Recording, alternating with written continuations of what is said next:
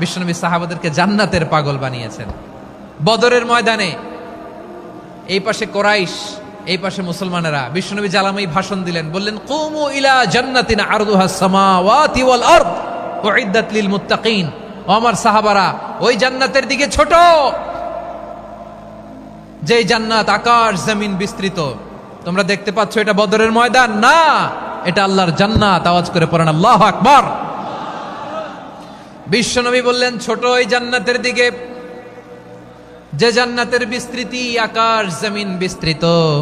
বিশ্বনবীর এই কথা শোনার পরে এক আনসারী সাহাবী সাইয়েদনা উমাইর ইবনুল হুমাম রাদিয়াল্লাহু তাআলা আনহু খেজুর খাচ্ছিলেন। তিনি বিশ্বনবীর দিকে তাকিয়ে কথা শুনছেন আর খেজুর খাচ্ছেন।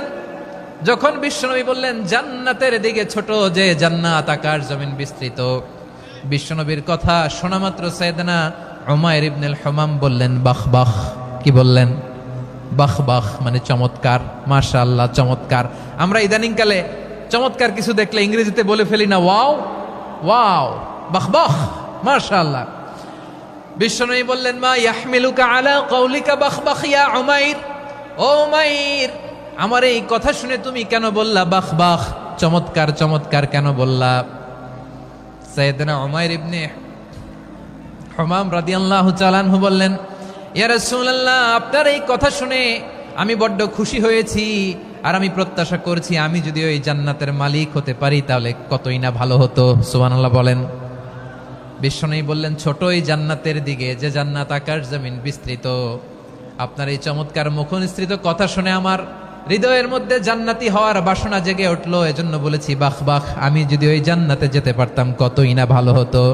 উমাইরের কথা শুনে বিশ্বনবী বললেন ঠিক আছে উমাইর, জান্নাতে ঢোকার জন্য, এই জান্নাতের অধিবাসী হওয়ার জন্য যেহেতু তোমার এত আকাঙ্ক্ষা, আমি বলে দিলাম আনতা মিন আহলিহা, তুমি আল্লাহর ওই জান্নাতের অধিবাসী হবা।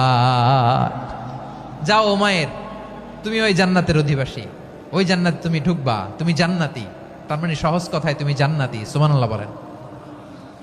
যখনই বিশ্বনবী বললেন জান্নাতি, সাইয়েদনা উমাইর রাদিয়াল্লাহু তাআলা আনহু খেজুর খাচ্ছিলেন আর মনে মনে ভাবে বিশ্বনবী যখন ওয়ারেন্টি দিয়েছে, বিশ্বনবী যখন গ্যারান্টি দিয়েছে আমি জান্নাতে যাব, তাহলে হাতে তো এখনো 3টা খেজুর বাকি। এই 3টা খেজুর যদি খাই তাহলে জান্নাতে ঢুকতে দেরি হয়ে যাবে। সুবহানাল্লাহ পড়েন। হাতে কয়টা খেজুর? 3টা খেজুর। বিশ্বনবী বললেন উমাইর আনতা মিন আহলিহা, তুমি ওই জান্নাতের অধিবাসী, তুমি জান্নাতি। উমাইর চিন্তা করলেন আমি জান্নাতি, নবীর মুখ দিয়ে যখন বেরোইছে ওই জান্নাতে তো আমার ঢুকতেই হবে, কিন্তু হাতে 3টা খেজুর খেয়ে যদি জিহাদের ময়দানে যাই তাহলে জান্নাতে যেতে তো দেরি হয়ে যাবে। এই চিন্তা আসা মাত্রই খেজুর 3টাকে তিনি ছুঁড়ে মারলেন, তলোয়ার বের করে আল্লাহু আকবার বলে বদরের ময়দানে ঝাঁপিয়ে পড়লেন। আল্লাহর শত্রুদেরকে কচুকাটা করে এক পর্যায়ে শাহাদাতের সুধা পেয়ে নিজেও জান্নাতি হয়ে গেলেন। পড়েন সুবহানাল্লাহ।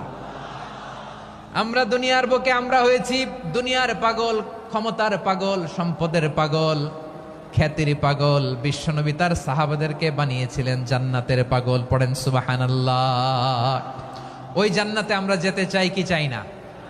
একা না সবাই মিলে? একা না সবাই? জান্নাতে একা আমি যাব না তো ভাই, তোমাকেও জান্নাতে দলে নিতে চাই। সবাই বলেন জান্নাতে একা আমি যাব না তো ভাই, তোমাকেও জান্নাতে দলে নিতে চাই। পড়েন আমিন। সিলেটের এই ঐতিহাসিক এমসি কলেজ ময়দানে আজ রাতে এই চমৎকার রজনীতে আমরা যেমনি একত্রিত হলাম, আল্লাহর জান্নাতুল ফেরদাউসের জন্য আমরা একত্রিত হতে পারি। আল্লাহ তুমি কবুল করো। সবাই আওয়াজ করে পড়েন আমিন।